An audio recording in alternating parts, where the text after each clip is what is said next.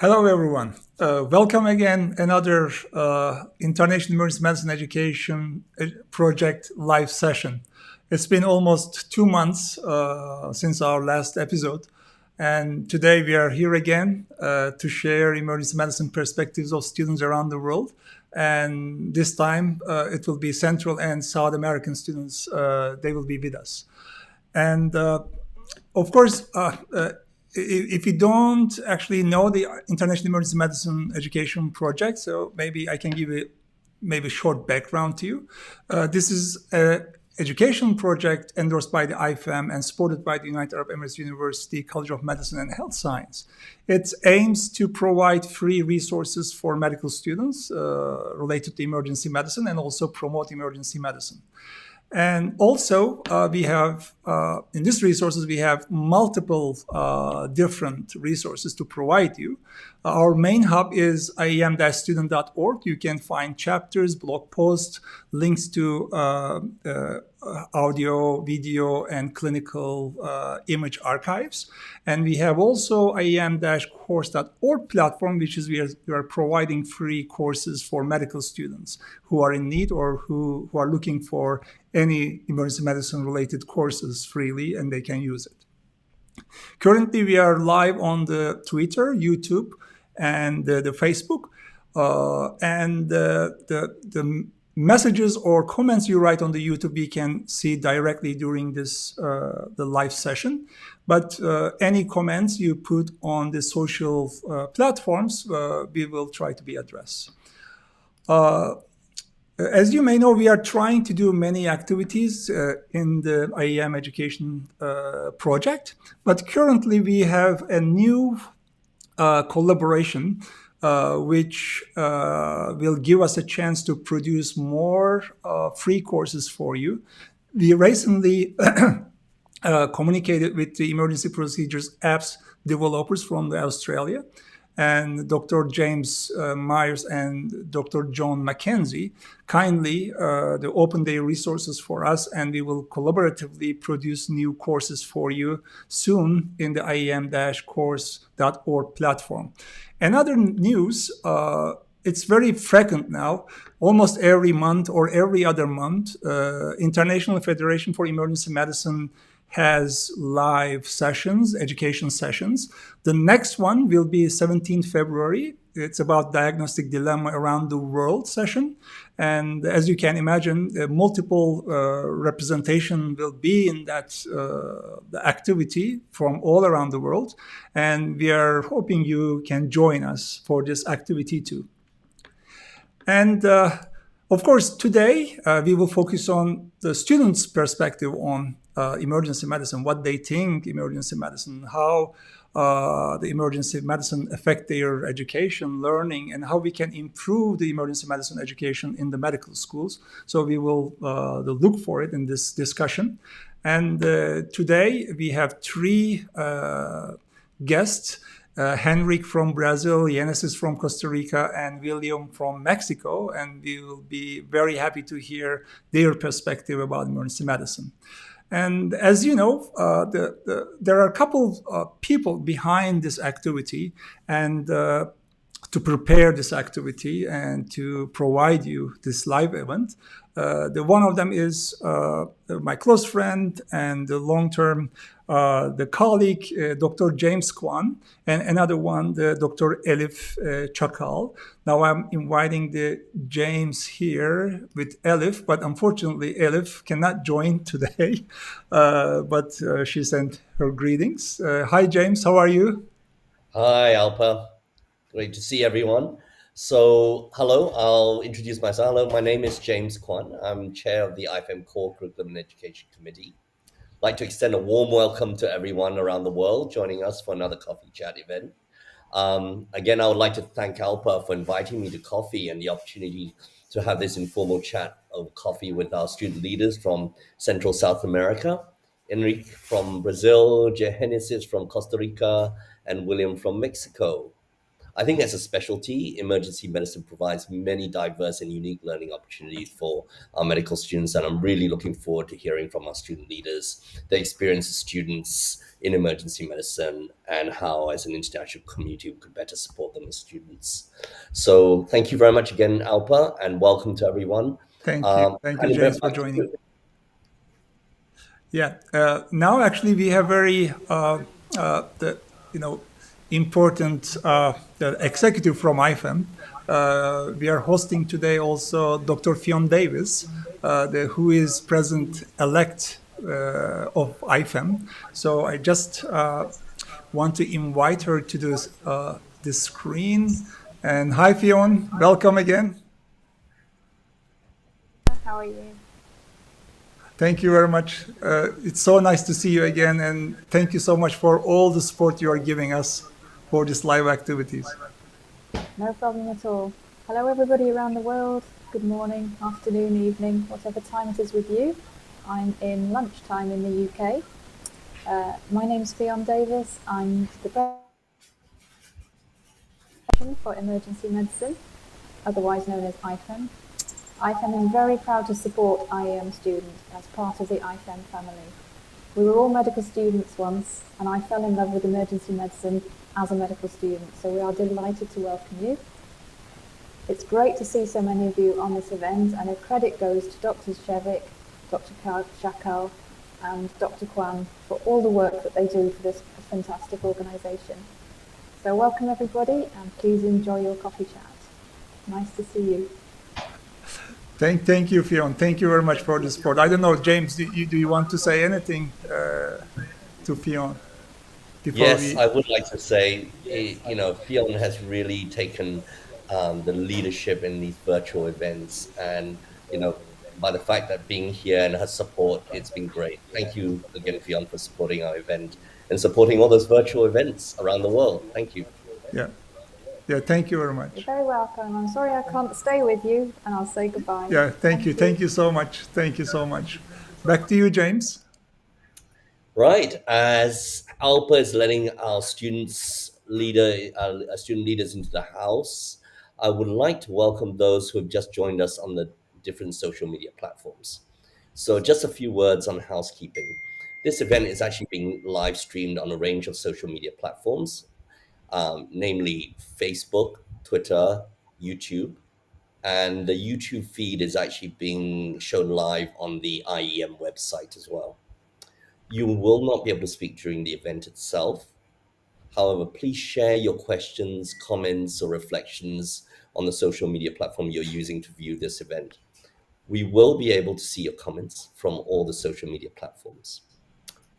And we will try to answer as many questions as we can, although with the time limitations that we have on this session, which is a pity, we have around 60 minutes together, we will probably only be able to answer or get to a few of the questions. Needless to say, please share your comments in a professional manner. Now, please sit back with your cup of coffee and enjoy the event. Thank you, James. I think now it's time to invite our first guest, Henrik from Brazil. Hi, Henrik. Welcome.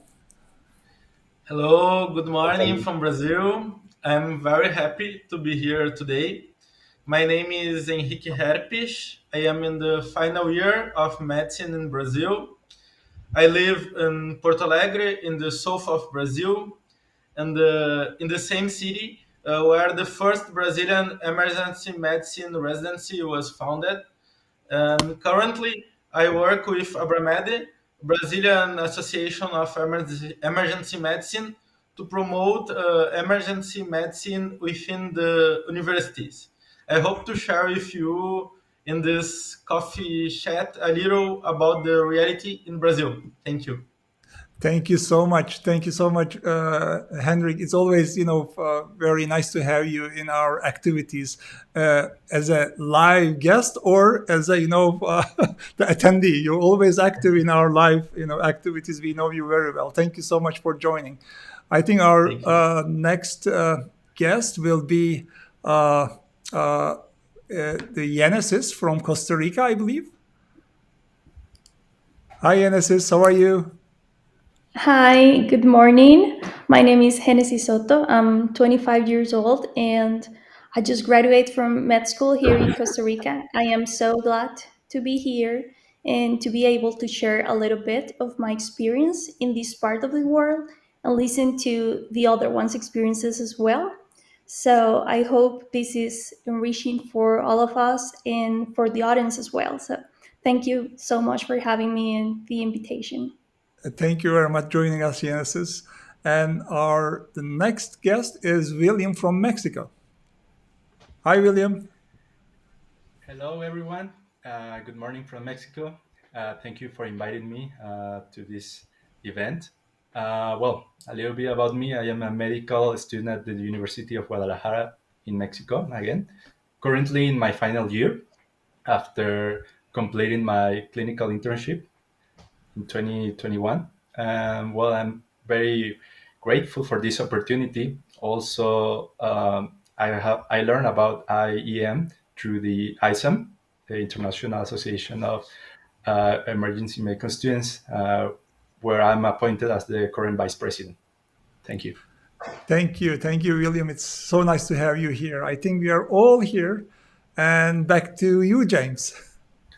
Well, it's wonderful to hear that you're all here and you're all at the end, or some of you, Genesis, you are there already. You're starting work or have started work as a junior doctor. So that's really fantastic. So really, I think, I'm just going to be upfront. I actually don't know a lot about, being a student, about, studying medicine in the countries that you are in at the moment. Maybe you can tell us a bit what it's like. What's your experience like as a student? You can start off with Enric. Enric, would you like to start us off and tell us your experience so far as a student? So, uh, all right, the medical education in Brazil is really, really good. I study in a public university, one of the best of the country, and I am very grateful for the everything I learned that with no cost. But emergency medicine education is a point that we need to improve in all the universities in Brazil. Most of the medical school in my country don't have a specific period for studying emergency medicine, or if they do, it's a surgeon lead course of trauma. That's just a little bit of what emergency medicine can be. So it's not strange to imagine it that medical students leave the university without knowledge about the specialty and without the desire to be a emergency physician, because they don't know what emergency physician is in the reality. That's the reality in Brazil. But the good news is that emergency physicians and emergency medicine is growing little by little in Brazil, and now we have a lot of EM residency programs, and the reality is changing. Great, great to That, hear. that's great to hear. I mean, there are things that obviously, different countries are at different stages of development in terms of how their universities look at emergency medicine, and I think you've, brought up something that's really important to talk about.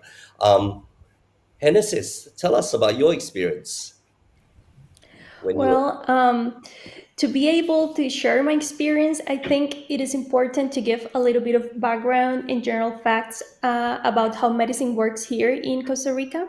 So, in my country, we have a really strong public social security system that provides medical services to all the people around the country. And there are several emergency departments around different provinces, but the main ones and the ones with the most equipment, they're in San Jose, which is our capital. And most of the students, we have classes in those hospitals. So the emergency departments, they have specialists in emergency medicine, residents from emergency medicine as well. They also have residents from other specialties that they have to do rotations over there. They have general practitioners working, and usually there are interns and students. But since COVID, things have been a little bit different. About the medical education here, well, we have 9 universities that offer a medical program. 8 of them are private ones and just one public one. I am from the public one, the University of Costa Rica. So med school is a 6-year long program here. The first 2 years are just basic science, and we stay at the university. But then from third year to intern year, we go to the hospital and we take classes over there, and we shadow doctors in different specialties. So we have quite an exposure to patients during our formation, and part of that rotations take place in the emergency department. So I was able to be at the emergency department to shadow doctors in my third year, in my fifth year also, and as an intern. I stayed there a long time. I asked to be there. And so I really learned a lot. I think a lot of people usually told me when I asked to be there for another month, they told me like, "Are you crazy?" Because it's a lot of work and usually it's really busy. But I think like as students is the best place to learn because you have a different patient every 5-10 minutes. You get to see a lot of different kind of diseases, and also you need to think fast. You need to use well the resources you have.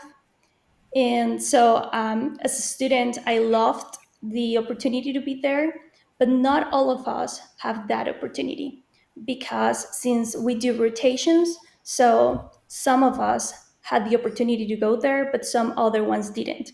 And I think that needs to change because, as I said, I think it was probably one of the most important experiences in my formation.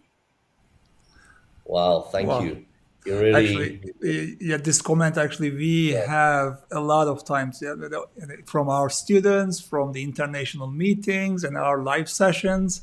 As you said, Yenis is, yeah, it's actually the global agreement, I guess, between the students. They think emergency medicine provide really nice experience to them, exposure to them in terms of patients, in terms of procedures. And it's amazing to hear again. Thank you. Back to you, James. And really, I'm really sort of this is really starting to get a really rich, sort of your experiences. A really good look inside your experiences. What kind of challenges you faced as well. And I'd really like to hear from William actually, what his experiences in medical school so far, and perhaps in emergency medicine. Well, thank you once again, James. In Mexico, we have a very long and valuable experience relationship with the emergency department since we have to take the class around the fourth year in most schools. We take it as undergraduate still. Then when we go into the clinical internship year, we have our main core rotation where we have to be around 2 months with either a resident or attending. There, we learn how to be prepared for everything since you don't know what's coming through that door, either a cardiovascular issue, a metabolic disease. Neurologic ones are always within the package of most patients, or even trauma. Then depending, some big hospitals in Mexico offer the opportunity to go through the emergency within other rotations as gynecology and obstetrics, pediatrics, and even surgery. So we have to be prepared for everything. Is one of the most challenging, but also the one that teaches you the most. And I was able to start practicing through the emergency department thanks to Dr. Flor and Dr. Oscar, which taught me a lot of stuff that came in handy when I had to attend the clinical rotations. and I always remember with great love my experience in the emergency department. The emergency specialty is well established here in Mexico since long ago. It takes around 3 years after we finish our 6-year core curriculum. Then residents or well, emergency physicians are able to take subspecialties such as intensivism, interventionism, and other fellowships. So it's a really long, valuable experience we have here in Mexico as a medical student going as a postgraduate and beyond. I think you are one of the lucky ones around the world, William. Well, I must say so. Yeah, it's great to hear. I have one question actually to all of you. In your countries and also in South America, is it like this, or do you know anything about the other countries too? Actually, it's the graduates of medical school. Are they going to work in the emergency departments where the emergency medical residency trained physicians not there? So maybe they're working in some emergency departments as a GP, but they're taking care of the emergency patients. Are they going to ambulance services to take care of the patients on the scene as a doctor? Is it happening in your countries, or is it a totally is not relevant to your setting?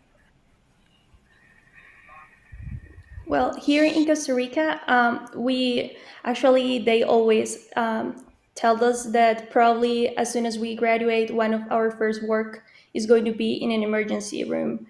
And that's true. We have the opportunity to work as a general practitioner in clinics, but also there is work in emergency rooms around the country, little ones or even bigger ones in San Jose. So that we have to have that in mind when we are students, because there is a big chance to have a job, even if we are not going to be an emergency physician and we are not thinking about going through that specialty. It is important because that could be our work right before going into a residency. So here in Costa Rica, it happened that way. I have no idea how it works in the other countries here in Central America, since I don't really know anyone from, Nicaragua or Panama. But at least here in Costa Rica, it works that way. That way.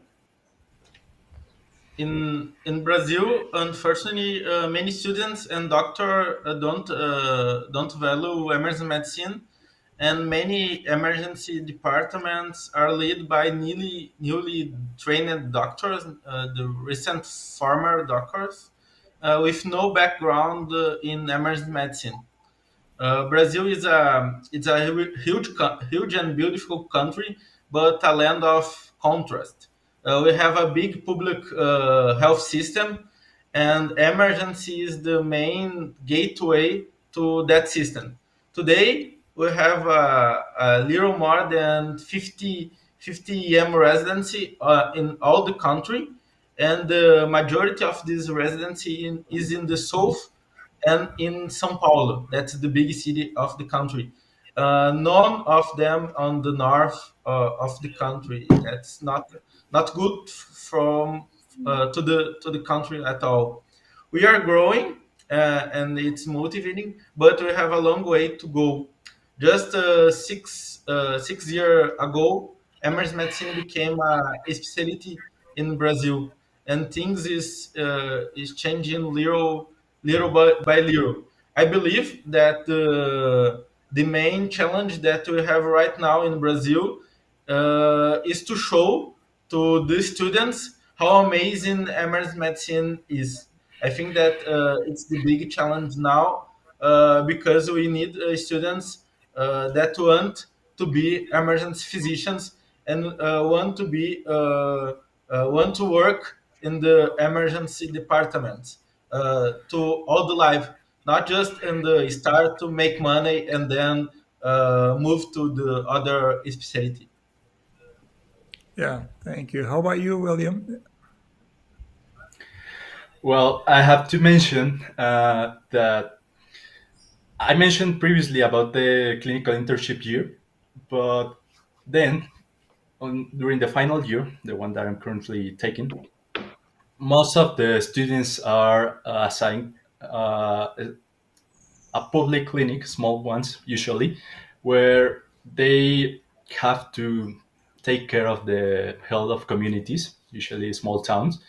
So that's where all the experience, all the knowledge, and the skills learned as taking and interpreting EKGs, laboratory samples, and the results, and all the procedures that we already know. That comes in handy when students are assigned to those communities, because once again, you know what an inpatient will be presenting. And then again, we also have the opportunity, as Henrique and Genesis mentioned, to somehow work as a general practitioner in emergency departments, where we find it very, very useful, since during the last year we are usually also prepared for the specialty entry exam. So the emergency department proves really, really helpful, having everything in mind and being prepared for real life, for the exam. And I also want to mention that sometimes uh, you have the opportunity to be in two communities, but also you have the opportunity to be in the big cities, where you might be in a big hospital, like here currently in Guadalajara. So I have to mention Hospital Civil de Guadalajara. And if you're lucky enough to be there, or in a big hospital, you will see a world of patients, and you will always have the help and support of the attendings and residents. So that's what I have to mention about the opportunities we have by the end of our careers, and a little before we enter the specialty of emergency. Yeah. It's actually not uncommon, actually, to have some generalists working in emergency medicine, not necessarily as a specialist, but as a non-specialist. I mean, this happens in the countries that I worked in the UK, in Australia, and in Singapore, where I am at the moment, is that there are some non-specialists there working as middle grade doctors, non-specialist trainees, and they actually provide a very important role within the emergency department. So yes, I think we share, very similar experiences with non-specialists working in the emergency departments. Be ideal if we had all these specialists, but sometimes it's as a country develops their emergency system and realizes the value of emergency medicine. I guess that's when things start to evolve and gather momentum, and specialist training programs come out within and flourish within the country. So I think this is really nice, and really nice reflection, description of how things are going on in your country. But I do have one that there is an elephant in the room. Okay, I think this is the biggest elephant in the room. Really, is that I would call you the COVID cohort, the pandemic cohort, where the COVID pandemic hit right in the middle of your medical school time. This would be 2 years ago, and you're coming up to your final year. Really like to hear from you, how that affected your time as a medical student and maybe time in the emergency department. I will share it that in where I work in Singapore, students were effectively banned from the emergency department for a good 6 months, 6 to 8 months before they were allowed back into the emergency department, and then with a lot of restrictions. So really like to hear from you how that affected your time in medical school.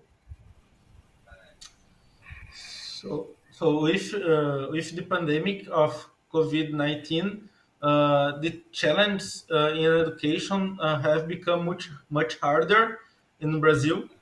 we spent almost a year without any contact with the hospital, with the emergency department, and any other department of the hospital, any contact. And a good part of this time we without classes as well. So it's a time that we don't have a formal education. We need that. We need to think that many students in Brazil depend on the university to basic support like food and a place to live, and they didn't have a short term financial conditions to buy computers and internet access. So the online classes is difficult to the all the students in the public education system in Brazil. So these were difficult times, but now it seems that things are returning to the normal with a lot of limitations, but is returning to normal with the vaccination of the population. In the MS departments, we see that the last 2 years of graduation can return to observing, but many times not doing procedures, not attending the population, uh, is just observing. So it really has had a big impact on your ability to learn within the emergency department. I think, wow, that Yes, yes. so just observing, you're just getting back to observing now after 2 years of the pandemic that has stopped. And what I found you said was interesting was, and I wonder whether this was true for Hennessy's and William, is that access to online. We always assumed, oh well, why don't we just bring the classes online? It's so easy. But we don't actually think that when you actually have to go online, you need computers, you need the internet access, or you need some electronic devices to go online, and we make that assumption. And I think that's perhaps an assumption that for some places stretches the imagination. So really like to hear from you, Hennessy's. Were you facing the same challenge?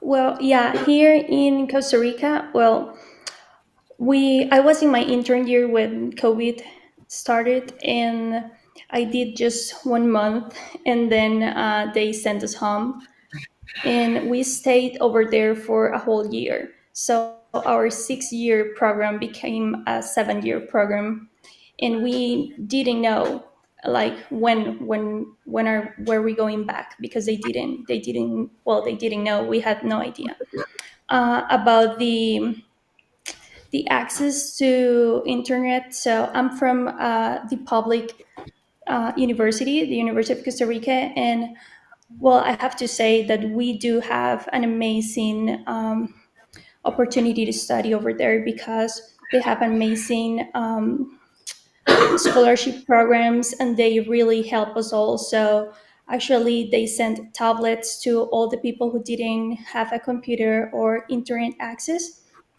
to make sure that everyone had the opportunity to take virtual classes.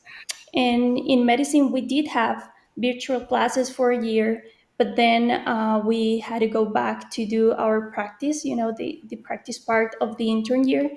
And it was such experience, because we actually, as interns, we had to go out in the streets and demand our vaccination. We had to put together all the 9 universities, and as students we did a movement to try to go back, because we were really we wanted to help and we wanted to learn. And we thought that in our houses we were it was really hard. We stayed in our homes for around a year, and then we were able to go back, but it was just the interns.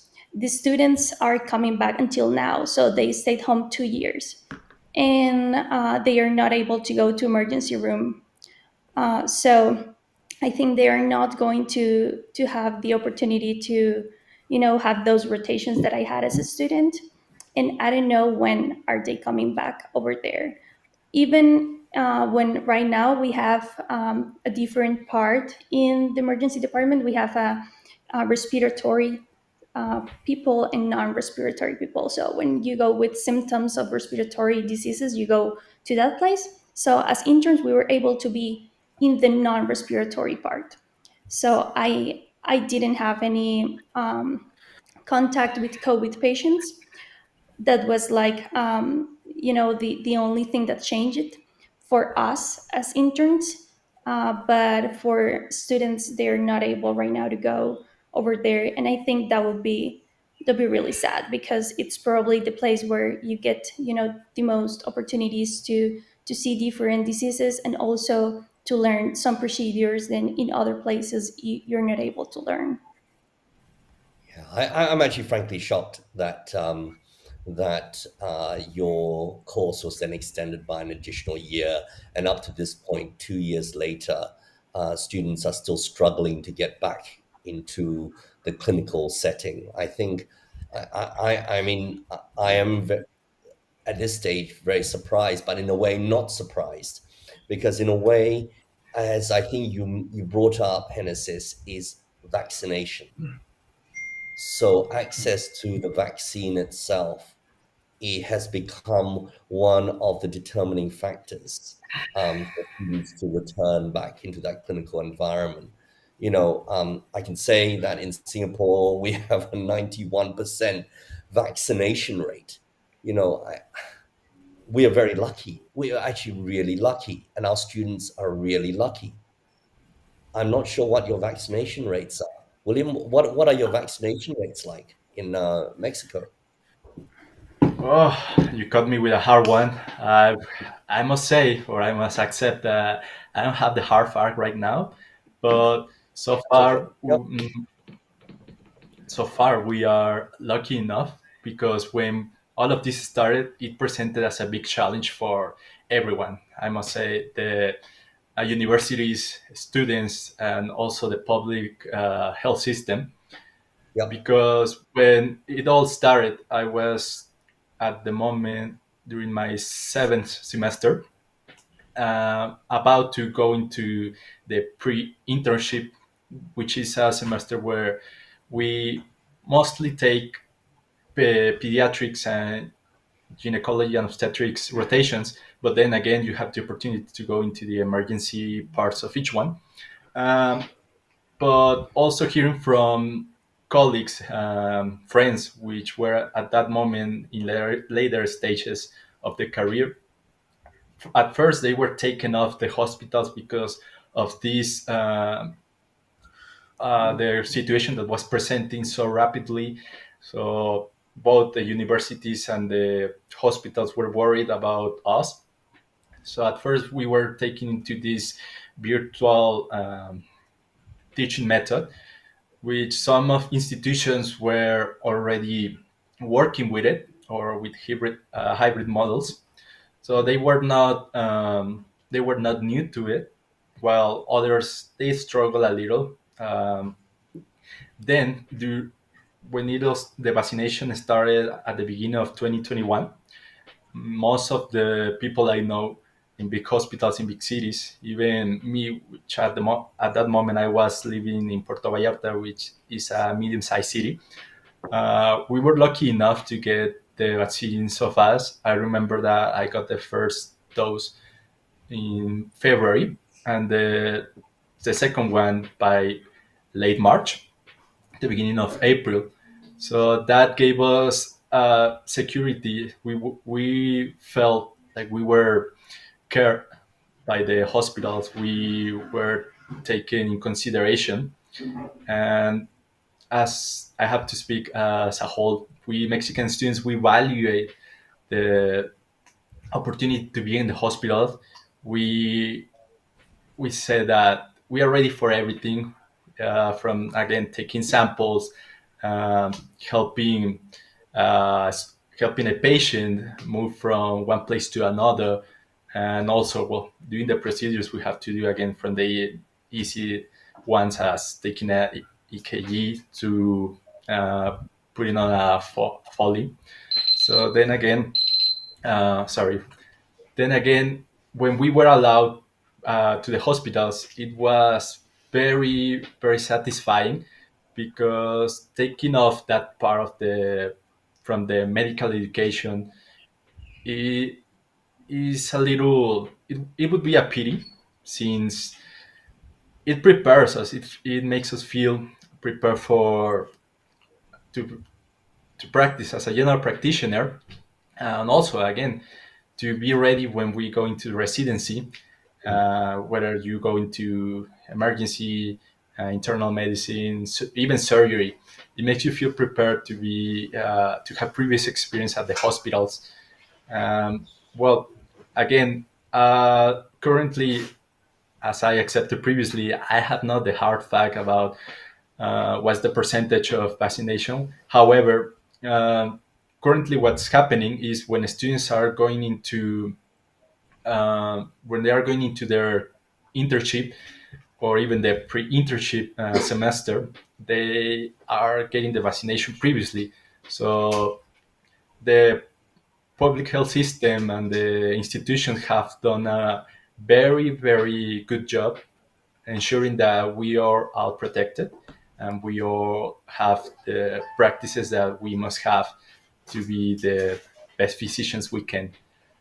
Somehow, I have to provide, and if not, I allow myself or anyone to tell me otherwise. But as far as I know, is the vaccination rate it must go above 80%. So it's a really good number for a very big country as this. So yeah, Yeah. I hope that this helps you get a little bit of the idea of this transition. I think this is really important. Yeah, no, really important information. You're sharing with us. Did you miss any time off your out of your medical school during that pandemic? Did you miss any clinical time? Meaning, um, did did your medical school stop you from going to the hospitals for a period of time? Well, sorry for taking the first spot. Well, I have to accept that unfortunately I was not able to take my pre-internship semester because I was assigned to this big hospital I previously mentioned in Guadalajara, which is the biggest hospital there. And what happens is that sometimes these big hospitals or the ones in Mexico City, what we call the national institutions, most of them were turned into COVID attention centers.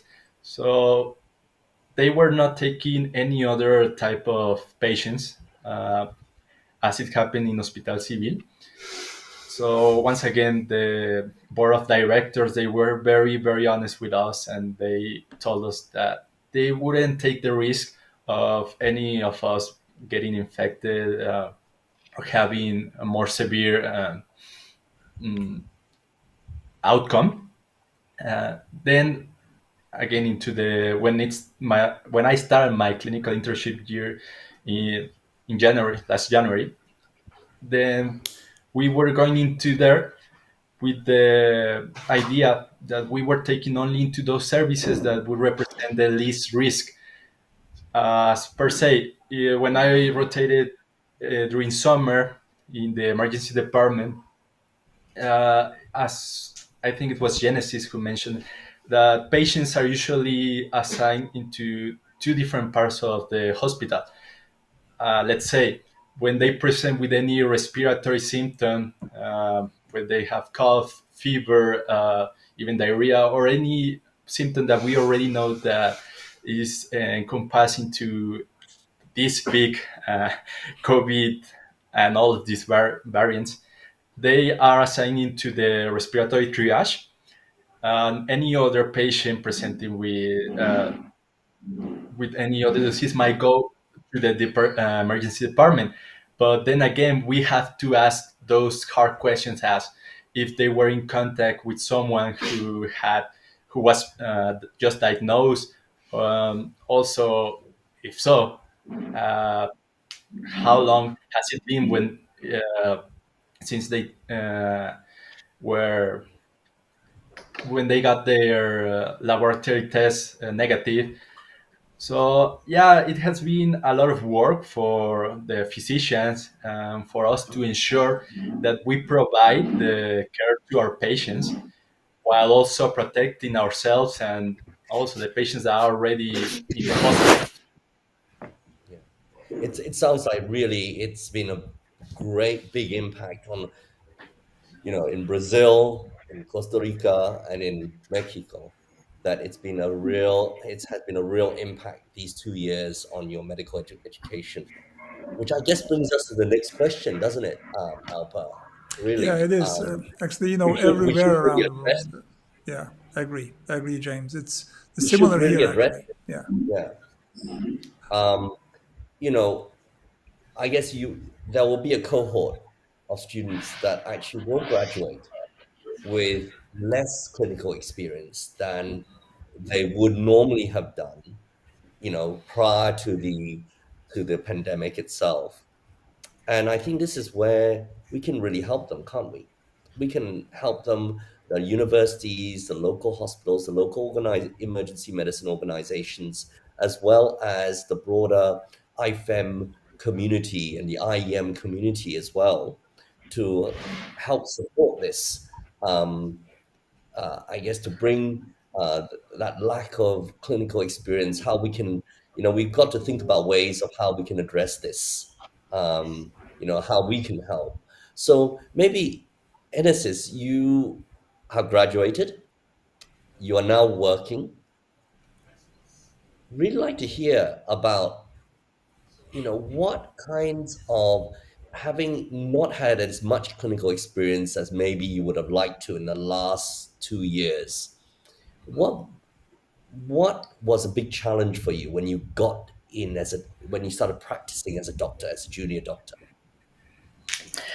Well, I think I hope it's not just me, but we never feel like completely ready as soon as we get out.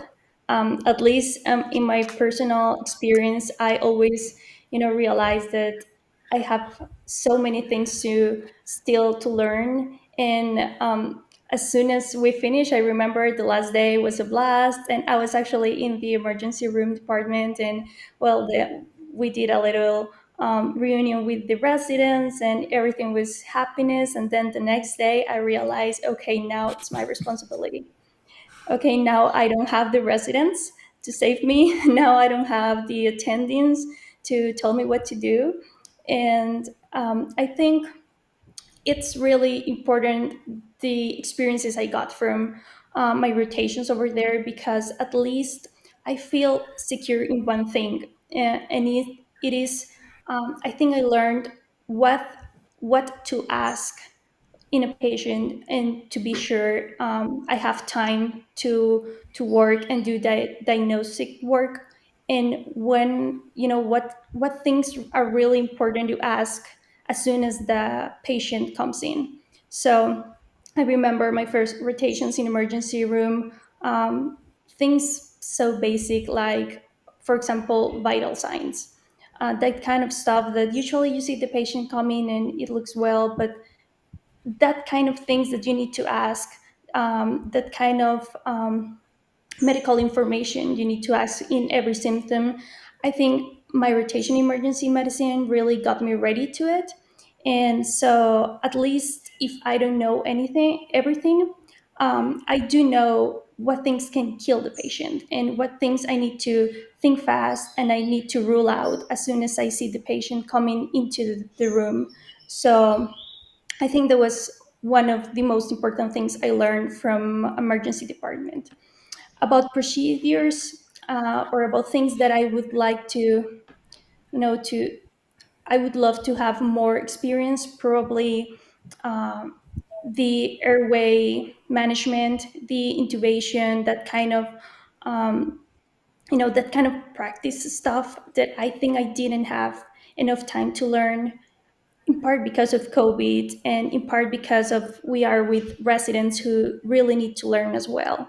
So sometimes if we have, two residents in the room and we have a patient who needs, some kind of procedure, it's usually the resident who takes the lead and takes the practice, and we as a student, we just watch and hope to have an opportunity the next day, but maybe the next day you don't have it, or maybe you end up your rotation and you didn't have the opportunity to practice. So that's probably where at least the videos and the information we get from internet and the practices we get to do, at least not, maybe not in people, but in models, it's important.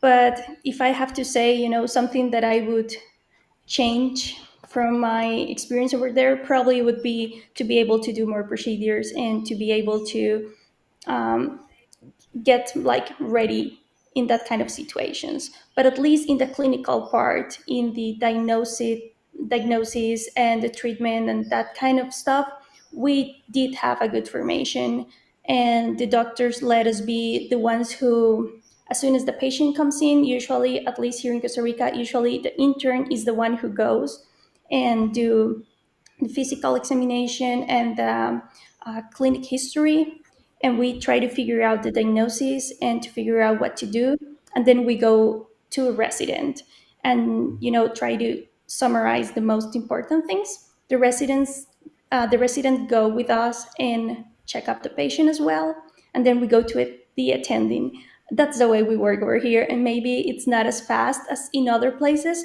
but it's good because in every step you take, maybe the resident gives you some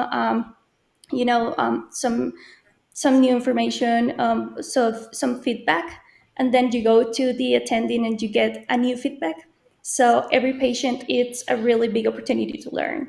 So I think at least I loved that way to work, and I really learned a lot from it, and I hope I can get to practice everything this year that I will be working as a general practitioner. And well, next year, if everything goes well and I get into a residency, I will be doing on-call days every 4 days in the emergency department. So uh, I'll probably get my chance to do all the procedures I didn't as a student, hopefully. Yeah, it's so much energy. You just have so much energy, wanting, you're raring to go to your first emergency shift. Why don't you come here and work with us? I was just going to say that, really the reality is that these aerosolization type procedures, really wasn't a reality for a lot of people to undertake, especially students at that stage, because there was a lot of fear in amongst the university community that we have a group of unvaccinated individuals at that time early on in the pandemic, and they were concerned that about your health, etc. So it clearly was something that probably the airway type procedures you probably would have been I guess excluded from doing during your time. So that's really real, and I really am excited to hear that you have all this enthusiasm in you, which is really nice. Coming out this, as you say, coming out on the other end. We're coming out the other end, slowly coming out the other end of the pandemic, and really, I think your enthusiasm really gives me energy as well. Enric, you mentioned earlier on, I know it was a way back, you mentioned earlier on that, in Brazil, especially where you were studying medicine, or you are studying medicine, that you actually were excluded from the clinical setting for, a good couple of years. How's that been for you in terms of, you know, um, the skills that you're having to build up again, or the skills that you think you may be lacking?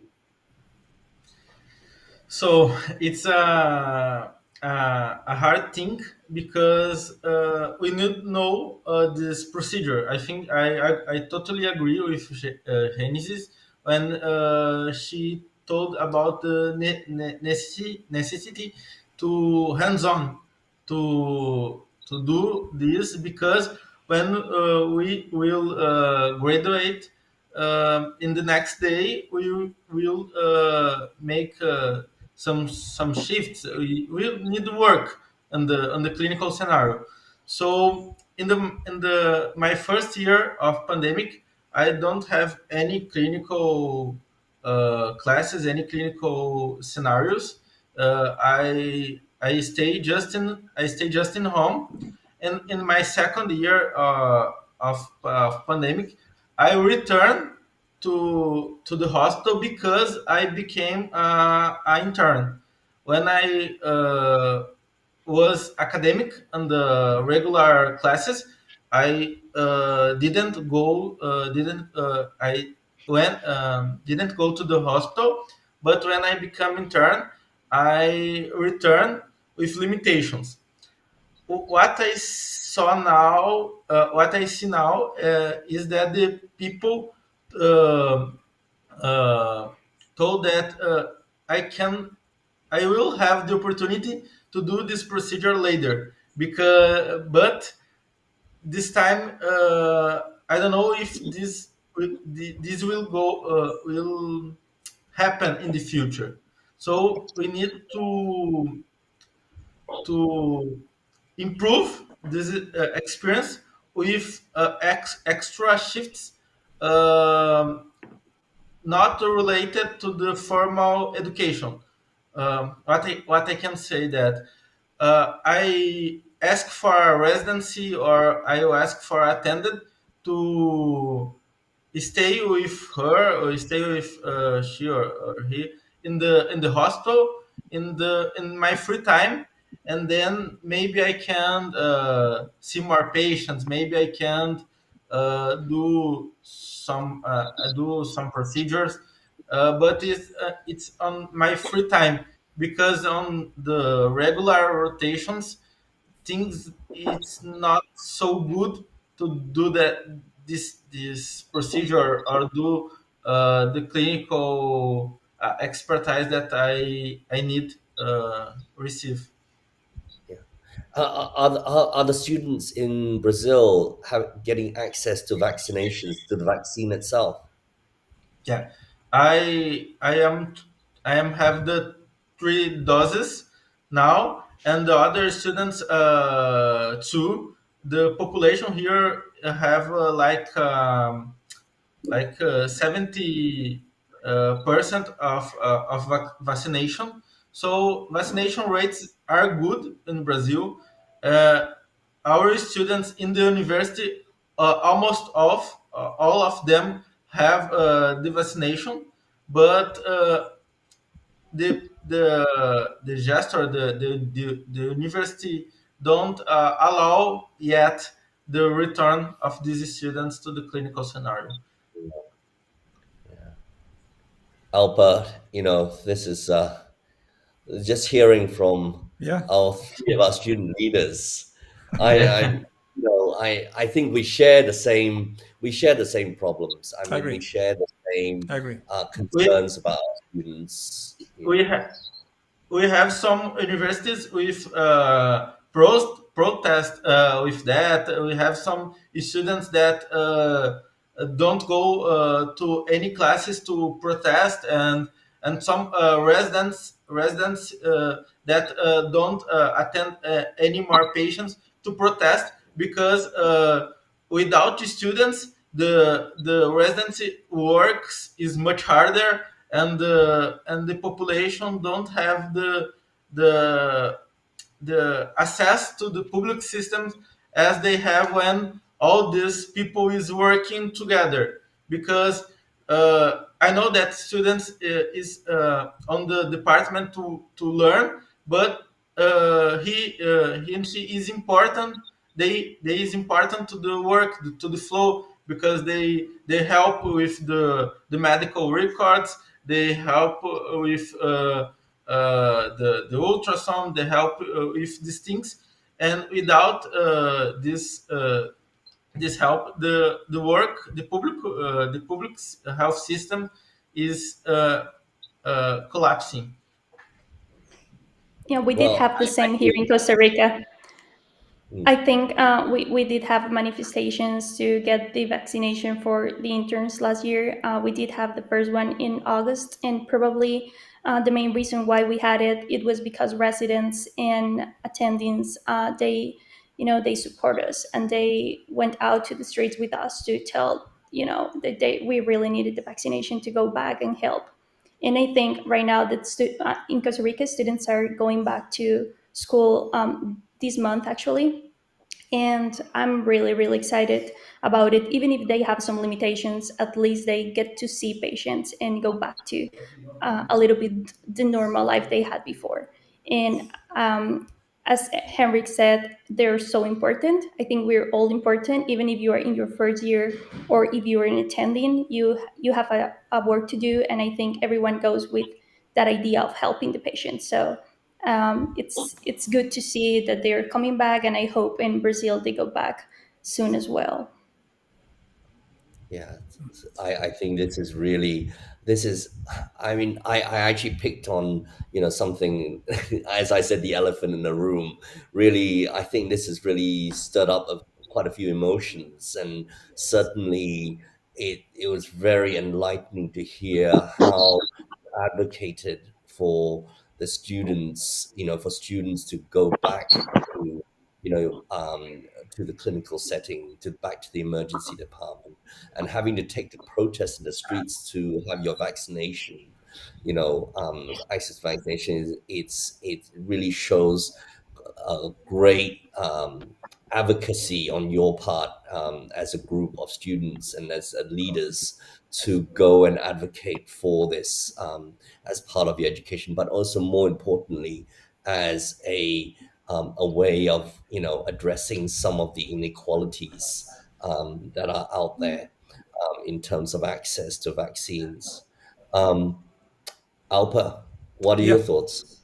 Actually, I totally agree. Actually, we hear these concerns many times, different times, and also with the COVID. Actually, it's unfortunately the experience of emergency medicine decreased among students, and the similar concerns actually here also in my institution and in the region also.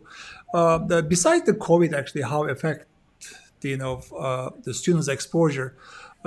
As a students who had sort of experience in the emergency medicine, do you think how the students can get more benefit from the emergency medicine during the medical school? How or which type of tools or which type of the modalities or settings may help students to learn more about emergency medicine?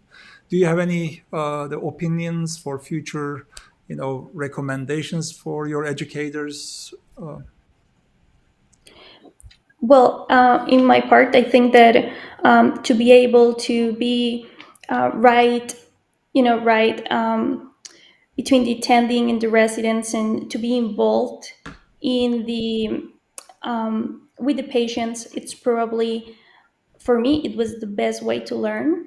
So I think that taking the students back to the emergency room and letting them, ask the questions and see the patient and do the physical examination. Uh, it won't take more than 2 or 3 minutes. And if the patient is stable, it's okay to do it. And then the resident can do it again to make sure everything is okay. Because as students, I know we're learning and it's okay to fail and to maybe we don't listen some sound in the pulmonary examination or something like that, but the only way to do it or to learn it is doing it. And also I think that now at least in my country, a lot of emergency rooms, they have ultrasound. They are doing fast. They are doing they're learning to do a lot of examinations right with the ultrasound. And I think that's also something the students need to learn because it's really new, at least in my country. Maybe in other places it's not that new. And so to take the students in to be able to practice with the patients, usually the patients, if you tell them that you're a student and you're learning, they at least here they're always willing to let you learn if you are respectful and you really try to let them know that you are there for to learn and to help. And also with all the tools we have right now in internet and in social media, it's another way to learn. So maybe you're in your free time, you're on Twitter or you're on Instagram, and you see a post. It takes you 1 minute or maybe less, and maybe that fact or that thing you just saw over there is the one that is going to help you with the patient you see tomorrow. So I think it's really important to give it a good use to social media, to internet, because now, well, we're all in that life right now. I think we all spend a lot of time on the internet, so we should take advantage of it. Thanks, Enesis. That's a really good, summary of trying to combine your learning experience, your live learning experience by the bedside, with the use of, the tools such as ultrasound, the procedural type tools, as well as the social media. But I do want to ask one question: what if, like Enric was saying, there was no internet and there was no computer? Do you remember you mentioned that at the beginning, Enric? Tell us about that. So So how did you manage get around that? it's difficult. It's difficult because all things that we know is using internet. I think that now with the return of the universities and the hospitals, the people can have more access to internet, and the universities can do this support. But we need to think in things that don't need just internet access. Now in Brazil, we have two scenarios that I think that's important. One is when the medical students is in a place that have EM residency in a city that has have EM residency, then these students can talk with this EM residency, with this EM attendant, and know about emergency medicine, what emergency medicine is really is. Because in this residency, the people study about emergency medicine and do things evidence based medicine. And because in the other scenario is the students that lives in a city without emergency medicine. It's a little harder, a big harder, I think, because these students don't have these people around that can support.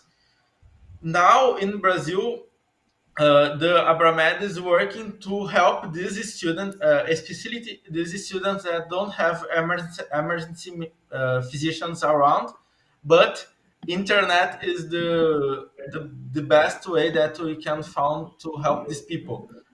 We are doing um, meetings with the residency that these students can in and discuss and learn about emergency medicine, because in this university we don't have this. So the students can enter in this meeting of Abramed and learn with other students, with other emergency residents of other parts of the country. We have a course that's free for the students, and the students can see classes in Portuguese of EM residencies and EM attendants. But all these things is online, and if you don't have access, it's difficult. So I think that we need to improve to the people that don't have. But when we can provide some connections within students and EM residents, we do that. In the Abramet site, we have a panel when, where the students can put that they want to follow our residency, they want to know more about emergency medicine, and we need when we try to connect these students to an emergency physician or to an emergency residency that is closer these students, because then these students can go to the shift or can chance experience with these people. It's a little things, but I think that in the general can do can help these students to do a better graduation and know more about emergency medicine. It actually sounds like for some the internet connection is a real challenge, or access to internet is a real it has become a real challenge. And I sometimes wonder, when we were speaking to our friends in from the African Federation, where they talk about having better access to books and paper type cases, that in a situation such as this, sometimes a hybrid may work. A hybrid approach to education may actually work a little bit better. There's no doubt that access to the internet is crucial and important, and probably needs to be advocated for on behalf of the students. Because in our public in our university library, we don't have emergency medicine books, because it's a really new specialty in Brazil. So we don't have Tintinali, we don't have Rosens in this university. When we want to read these books, we need to buy, or we need to read in the internet with the format, with the ebook editions, Yeah. because in our university we don't have this physical books. Yeah, yeah, and it sounds like access to. I mean, these are the giants of emergency medicine. I mean, every time we talk about books, it comes down to Judith Tintinelli's book, and I have a great respect for both Judith Tintinelli and Peter Rosen. Um, Really, I think, when we talk about books, these things come to mind. But from the Australian perspective as well, we have other books, the ones by Peter Cameron, for Yeah. example, and my friends from Australia. So I think it's really important that we sometimes keep in perspective that when it's shut down, and you don't have access to the internet, maybe that's one of the things that we go back to, is the hard copies of books and paper, and you know, going back to pen and paper, I guess, at this stage. William, now that you're back with us, we've been talking about, for quite a while now, and about things not going so well, access to the internet not being great, you know, and going back to clinical environment is a challenge, and then some challenges along the way as well. When you do go back, you start getting a bit rusty with certain things, with certain procedures. Um, what's in Mexico? Um, Students, how have you found it coming back to the clinical environment?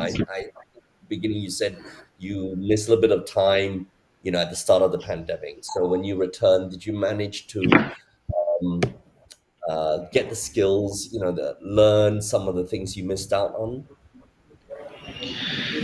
Well, thanks once again, James. This is the best evidence that somehow the things do not go the way they are planned. But again, many universities, they made the best effort in order to ensure that the students, well, the medical students, they were provided with at least with the theory.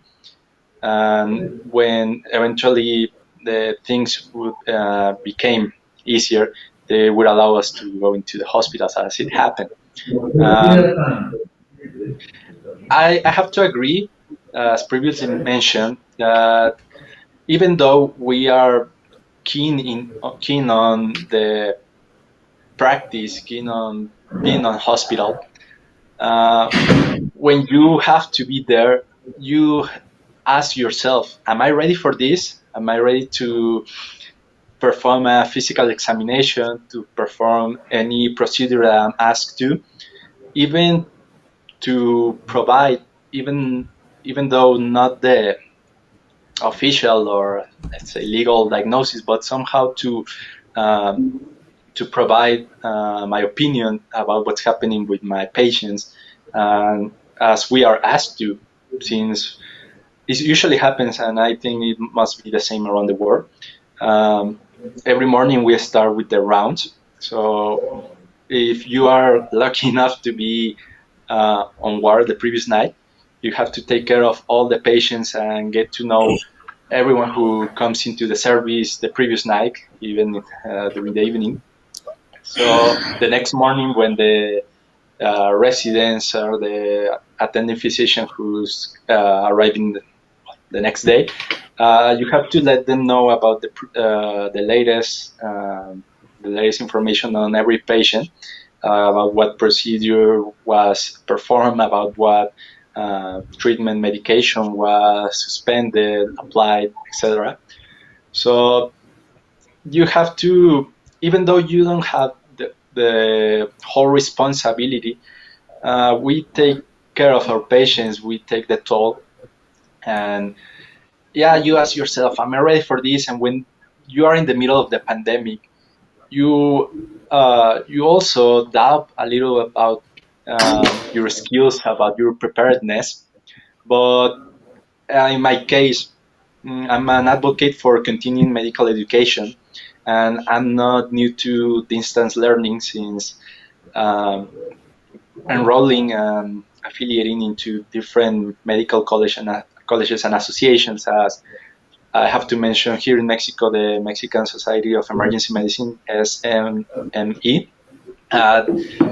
They somehow provide with distance learning opportunities, which can go as a regular class that you would take in any classroom or any platform through your university, through also guided procedures where you get to see how you should perform when you arrive into a hospital, as it happened.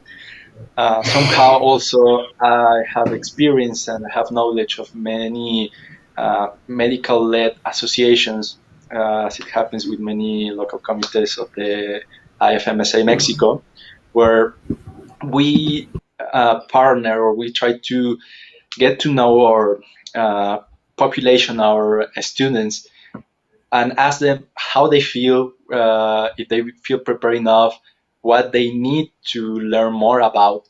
So we try to provide them with talks, we try to also provide them with courses, so and any other resource that might help them to feel ready to get to the hospital, not to feel scared when they step into any service, no matter how many patients they might have, no matter how many hours they will have to be at the hospital.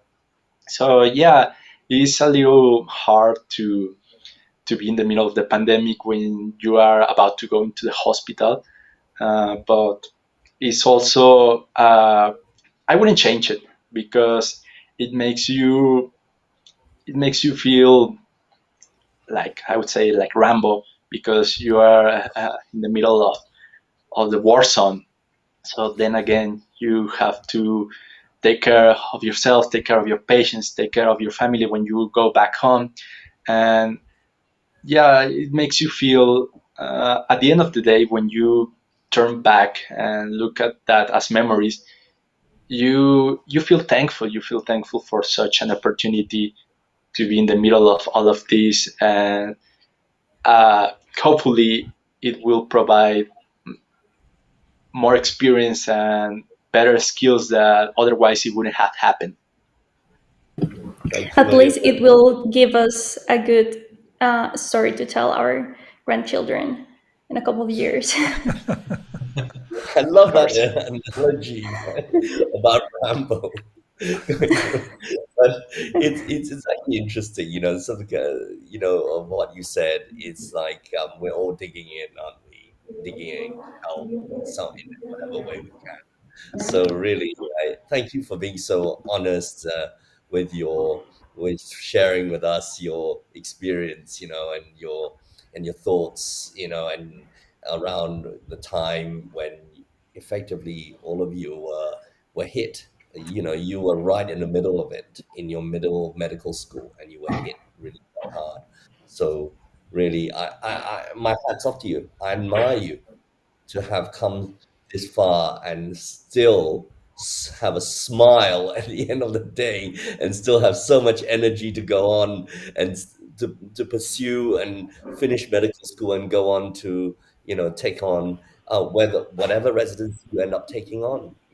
I know you may go into emergency medicine, but your career could take a different turn and you may choose something else, and that's okay. I have many friends in many specialties, so really sharing that. Alpa, Yeah, actually, yeah. what you say is very important. Therefore, the undergraduate or medical education curriculum should have emergency medicine training for everybody, and equally exposure to every student actually in that institution or country, to make the future emergency medical care is safe, actually, regardless of their specialty, right? I mean, they can be a neurosurgeon, they can be cardiologist, or they can be general practitioner. It doesn't matter. They have to understand how the emergency medical system works. What are the advantages, or what are the deficiencies, or what are the issues that they can face. If they learn this during the medical school, then they can act accordingly when they are doing a real clinical practice as a general practitioner or neurosurgeon or emergency physician. So therefore, I think, as we discussed many times in our meetings, we really believe that this education or opportunities should be placed in the curriculum throughout the whole medical school years, not just the final years. But of course, vertical alignment and horizontal, alignment, and interdisciplinary, actually, collaboration to teach the medical students the real outcome, what the emergency medicine really wants. It can be great. And I just want to add one thing to this. Of course, on the top of this, throughout years of education related to emergency medicine, I think somehow senior medical students need to have, concentrated certain amount of time in the emergency department with the emergency physicians, just to rehearse what they know about it and how they can apply about it, all this stuff. So my last question to you, actually, what do you think? How long is enough for a senior medical students to be in the emergency department? Is it 2 weeks? If it's 4 weeks, it is 6 months. What is your preference? What would you do?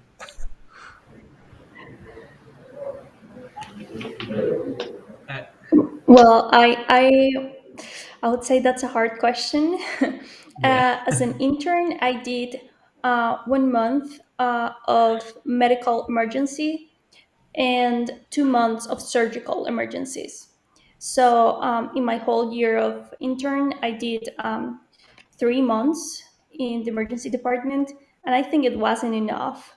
So um, and I do think that we had 3 months for surgical rotations, and I decided to stay 2 of those months in emergency department. I asked for, and when people asked me why, um, I told them because I think since we just have 3 rotations, the place where I can see the most diversity of diseases and treatment and procedures and everything, it's there in the emergency department. And I did see, every day, uh, things from general surgery, things from urology, neurosurgery, uh, everything, trauma, everything comes through the door. And so you need to think fast. You need to understand how to do the diagnosis, what things to ask for, what things need to be a red flag in your the first minutes, what things you need to really take care of and to rule out as first. And so for me, that I don't want to be I don't want to go into a surgery specialty. I think I learned what I really need to know as a general practitioner. So I think I did 3 months and it wasn't enough. But I would say that at least 1 month in the emergency surgical department and 1 month with the medical emergency department would be enough, So you maybe. recommend 8 weeks, if I understand I correctly, recommend minimum. I recommend 8 weeks minimum. Good. It's still not enough for you, Alpa, right? You No. would have liked to have 5 years of this. Yeah. Minimum. That's what you would have liked, 5 years. That's what you wanted to hear. Sorry, Minimum Alpa. 5 years. Yeah. I think Frederick. I think that we need to have the contact with the emergency department in all the graduation, but it's the better. But in my rotations, I had 5 months of emergency medicine, but because here we have two months that is the obligations, and we have 3 months of optional. In these 3 months, we can choose any departments to pass. So I choose the three months in the emergency departments, different emergency departments in my city. But I think that the minimum is 2 or 3, and then if the students want, they can do this extra months with these 3 months that is optional. That when they can choose the rotation. One thing I need to add is that here in Costa Rica, as interns, we do what we call on-call days. They're not really, we don't stay the whole night, but we stay 3 p.m. to 10 p.m. And we do that every 4 days, always in the emergency department. So that's good because at least even if you don't have a full rotation over there, at least in the afternoons, every 4 days, you get to be there. So at least you know how to work and how how things get done over there. What is William, your thoughts? idea, William, about how long it should be? I Well, think as my partners here, they have said before, I think there is no specific answer to that question. I would say that is as long as every person feels ready, feels prepared to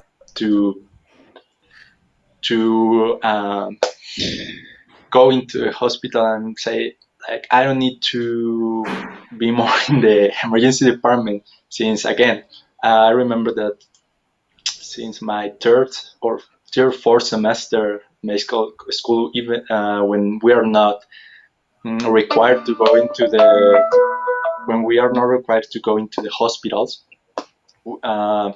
I was able to get the opportunity to step into emergency service.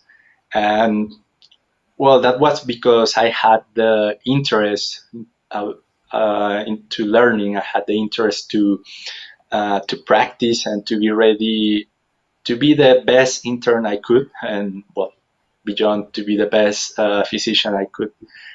And well, it also depends, unfortunately, to a situation, as somehow it plays into a positive manner, because I remember that when we start facing this third wave, sorry, I have lost count about if we're into the third or fourth, but I remember things going a little hard some months ago, and most of the interns that were assigned at that moment into the internal medicine service, they were given the option about going into emergency, as again that hospital was receiving mostly COVID patients, and again those that were into emergency, as a close friend of mine, they didn't doubt about going in and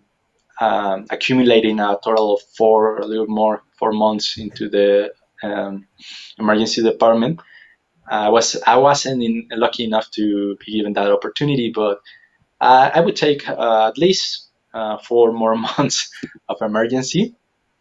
But again, it also depends on how ready you feel. Some people, they seem like they have done any procedure for 1,000 years. Some others, we might struggle to learn or to feel ready, because we all the time ask ourselves, am I ready to perform this in a manner that it won't hurt anyhow the patient? Even when taking a blood sample, I always apologize at least 3 or 4 times before going into. Well, that I hope that answers your question. Yeah, it is. Actually, It is an it's answer. it's a very good answer to the question, because I think this is the debate that we've been having as well. Alpa and I have been having. Alpa's thinking, oh, look, we've got to have all this time in emergency medicine. But actually, when you come back, when it comes down to it, it comes down to the learning environment, doesn't it? It comes down, the reason why all of you are so enthusiastic is the creation of a positive learning environment by the people that you're working with, by the emergency physicians working in the emergency department, that they've created this learning environment, that you want to be there, that you want to learn, and they've created opportunities for you to learn. So in a way, we think a lot about time, how much time to spend, all things being equal.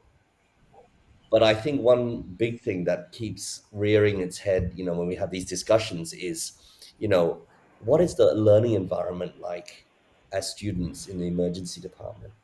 And how can we, as emergency physicians, make it a positive learning environment such that you do want to be there, you want to learn, and in a way to get the most out of your time in emergency. And whatever, and it comes down to also what is realistic by the universities. The university program is already quite full. Most medical degrees 5-6 years. I know the postgraduate ones tend to be 4 years, but it's already jam-packed full. Is there any way we actually can look at the curriculum and look at where emergency medicine might be of greatest use? So really, I think William, I've got to say, that in a way that's true. So for some people, it is enough. 2 weeks is enough to spend in there, and for others, it may be a bit longer. And for the enthusiasts, 2-3 months. I certainly was an enthusiast. I spent 3 months in the emergency department. In some way or other, I managed to get myself in the emergency department as a medical student, and that was almost 30 years ago now. So, managed to get into the emergency department at Guy's and St. Thomas's Hospital. So there you go in London. So yes, I agree that it does depend. Alpa, any? Yeah, I think we are almost 1.5 hour. We are, chatting, touching some points from different countries, and amazing actually experiences that our guests shared. I really, enjoyed, and I really actually, learned many things again. And now I'm thinking how we can address this. Some of them, maybe. The last thing maybe what we can touch, how do you think, how the IFEM can help you or globally to emergency medicine training or to medical students to get more, better emergency medicine education. Any suggestion for us that we can carry on? I think that the best way to improve our emergency medicine in our countries is staying together, connected.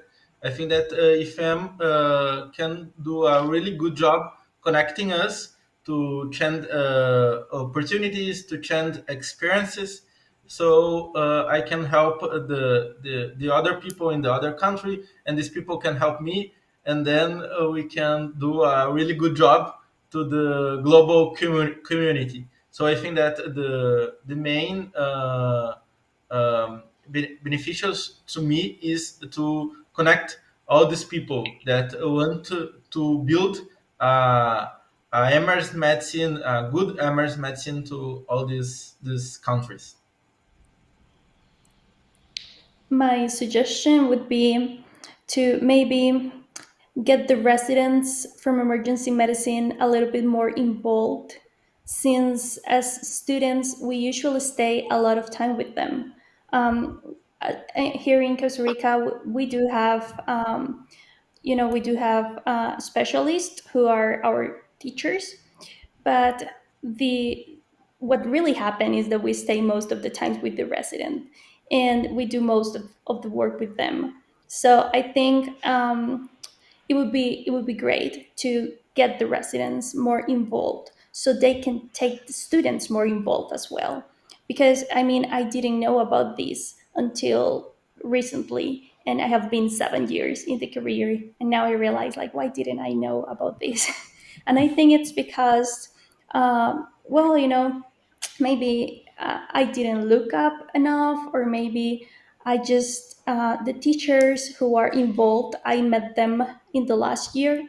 But I would say that to get the residents more into it and to make them work as well with this would be great, because they are the ones who has the students with them most of the day, and they're the ones we look up. So if they are using it and if they tell us about it, it's probably we are going to use them as well. So that would be my suggestion. Amazing. Thank you. Thank you. Well, I think that rather than a suggestion, I would say that keeping with this kind of initiative is the best way to make us feel taken into account, and to as well. I have to recognize that somehow, and I don't know if my partners can add more next, but I have the experience of when comparing medical college, professional colleges, professional societies between Mexico and the United States. They are a little different, since in the United States is a little more common that they take into account medical student membership and that category. So it gives you the opportunity to get into the field of your interest, to connect, start networking with people that share your passion, that share your interest, to maybe to start getting into research, as I have been lucky enough to get most of my experience through the social media and the internet. And unfortunately, in Mexico, it's not that common still. As I mentioned previously, the Mexican Emergency Society is one of the few. But doing this, I think maybe from above, as the IFM, it will represent a good example of what should be performed in any or in every country to make us feel engaged, to make us feel more passionate about, and even getting to know the field or the different fields that we might have an interest in. Also, well, providing us with this kind of events, I think that I barely had the chance to listen to Enrique even we worked together at ISEM. Um, well, it's really enriching to about getting to know what was the experience in Brazil, what was the experience in Costa Rica, feeling that we are not alone, feeling that we are not facing these struggles alone. We share the same passion, we share the same difficulties, but we overcome it with the same strength that we have shown here, and also with the educational resources that they come in handy. And it should be a way to not to replace, but to add into the formal education we get at the universities and in the hospitals.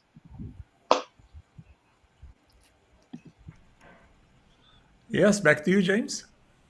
Thank you. Well, I think staying connected. So what I heard was staying connected from Enrique. And William was saying, how we as IFEM can advocate to have a student body. I think staying connected, this is not the end.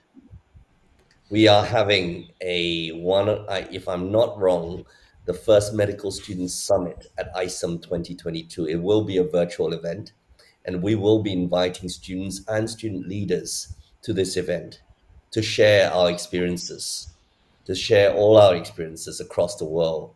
We're doing this around the world tour as smaller events, but this will be a big event, and therefore I think it would be great to have you all there. That's the first thing. We'd like to invite you all there.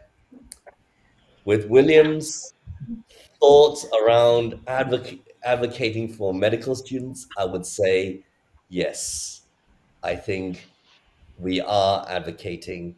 We have strong support from our current president of IFEM, Professor Sally McCarthy, and our president-elect, Fionn Davies, Dr. Fionn Davies, and they are both very, very strong advocates of engaging medical students within the IFEM community. I think this is an important part because you are our future. We talk about the future, but you are our future. Just in a few years' time, you'll probably be sitting where I'm sitting now, talking about this. So, No, well, probably you will be there, I guess, James. social media setting. So, in a few years' time, Sorry if I started crying. That was really, really touching. you'll be where I'm sitting. So that's an important thing. But I haven't forgotten about you, Genesis, about what you said about getting the residents involved. I think that's it's probably a practical next step, isn't it? Is to encourage our residents to be part of the community as well. So engaging our residents as a priority to be part of this IFEM community and engage them as teachers. So many places, now are, and universities as well, are thinking about residents as teachers and students as teachers, but residents as teachers, within residency programs. I think that's actively set up. It's no longer one of these trial programs. It's really actively out there. So I think, as you say, engage our residents because they are the ones that are going to be there with you and provide you with the experience that you need and the skills that you need to come out and be an effective junior doctor. So really, I think effective and safe junior doctor, so they can share their experiences with you. So I think really, all of you have brought up really nice points about how IFEM could support you, and we're getting there. But we need your help, though, right? Agreed. We really need your help to keep the Agreed. momentum going.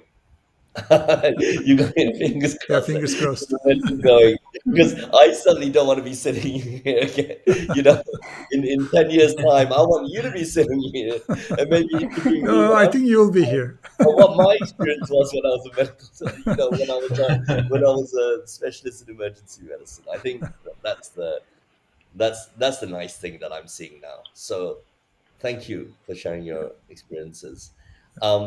I suppose we should ask our students any parting words, of wisdom before I think time is sort of coming to an end. And Yeah, it's up to us. Yeah, yeah, it's a coffee chat. so any parting words that you would like to share with us and the community and the emergency medicine community?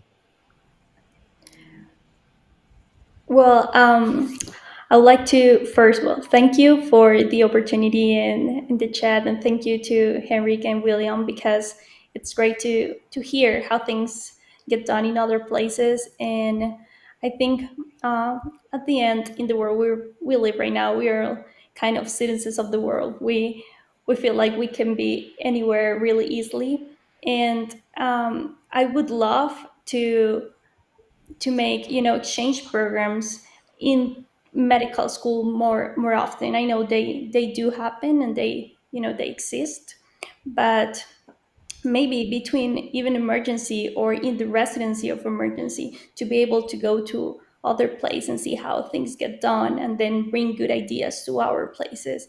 And that kind of stuff that I think can get done the next years, and it will be in our hands to make it happen. And of course, at least from my part, and I'm pretty sure that from Henrik and William as well, you have our whole support, whatever we can help. And I would love to. I'm just starting my career as a doctor, but I'm right now I'm hoping to be a teacher someday and to get students with me. So I think these things makes me feel like there is so much to be done. And when we were talking about what happened when we don't have internet, well, I'll say that those with the less resources are the ones who need to have the best teachers.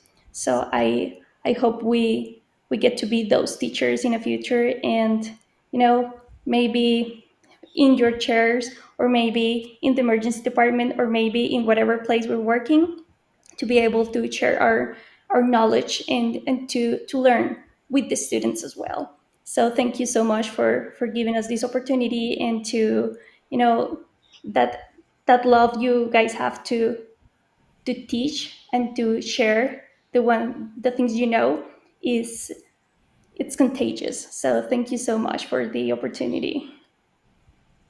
Thank you very much for sharing your experiences. Thank you so much for this opportunity to be here, and for everything that you are doing for emergency medicine around the world. This type of work really impacts our reality here in Brazil and in the others place, and we are very grateful for that. My final words for the students is, don't give up of the dream of being emergency physicians. I know all the challenges, I know all the difficulties, but the reward is much greater. And in Portuguese, não desista de ser emergencista, for all the Brazilian students that can be watching us now. Thank you very much for that. Thank Thank you. you. Well, once again, thank you, James. Thank you, Arif. This was a very enriching opportunity to learn and to share our perspectives. For everyone out there, well, don't ever get discouraged. As long as you are making little steps one by one, you are on the right path. Well, I really hope we can keep connected, keep learning side by side,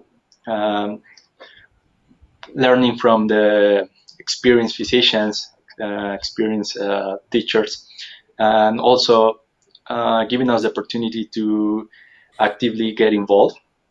For everyone, and I'm trying to do a commercial, but feel free to contact us through the ISEM, through get into your closest physician, because you might not know where the next opportunity lies. So yeah, thank you once again for listening to all of us. Thank you for the opportunity. Well, Have a nice day, everybody. Thank you. Thank you all. Actually, maybe I can add a couple things before we go. As an IAM education project, which is endorsed by the IFEM, soon we are starting the updating our emergency medicine clerkship book. And of course, we will be looking, young, talented, enthusiastic, contributors like you guys. And not just you and your colleagues, your residents, your faculty members, they are all welcome to contribute as they can. So please keep in touch, and not just for this, the book activity, but also if you have any interested friends or any colleagues, any peers, they can be a blog authors in the IAM education project, and they can be the contributor to our efforts around the world also. And as James said, we will have a student summit soon, and probably we will be contacting you soon also. And Elif, behind the scene, already taking her notes about this activity, and probably you will be contacted. Yeah, that's all, I guess, from my side. James, would you like to add anything? No, thank you. Thank you so much for sharing your experiences. It can be actually quite a daunting experience. I'm not knowing what this event is all about. I guess this is the fourth event now that we've had. Yes, with students, yeah. I think it's been fun. It's been fun. The fourth event with our students. It's been fun to hear, and also broadens our perspectives as well about what is happening in other countries, how students are learning, and what their experiences are with emergency medicine. So thank you again, once again, for sharing. As I said, this is not the end. So we are going to see you again, and I'm looking forward to seeing you again in about 5 months' time. Isn't that right, Alpha? Yes, And, yes, we'll it is. see all our past student leaders again from the African Federation, from Europe, from Canada, US, and from Asia, and Central and South America, yeah. Central and South America. So once again, Yeah. thank you, and looking forward to seeing you again. Yeah. Okay, I think we are very close to for closing this session, and maybe I can announce one more time the next event, which is IFEM going to do. So it is going to be 17 February. It's about the diagnostic dilemma around the world, and it will actually that covers all IFEM regions, and there will be presentation from all IFEM regions. So if you are really interested in, please join us in this IFEM event. And other than this, maybe I can add some announcements. So you can subscribe to iam-student.org or iam-course.org platforms. And so you can be aware of what are the activities actually going on inside the IAM education project to help the students to reach more free resources about emergency medicine. All right, I think it's time to say goodbye to everybody, and thank you very much again joining and being a part of this activity, and hope to see you soon. Bye-bye. Thank you. Bye. Bye bye.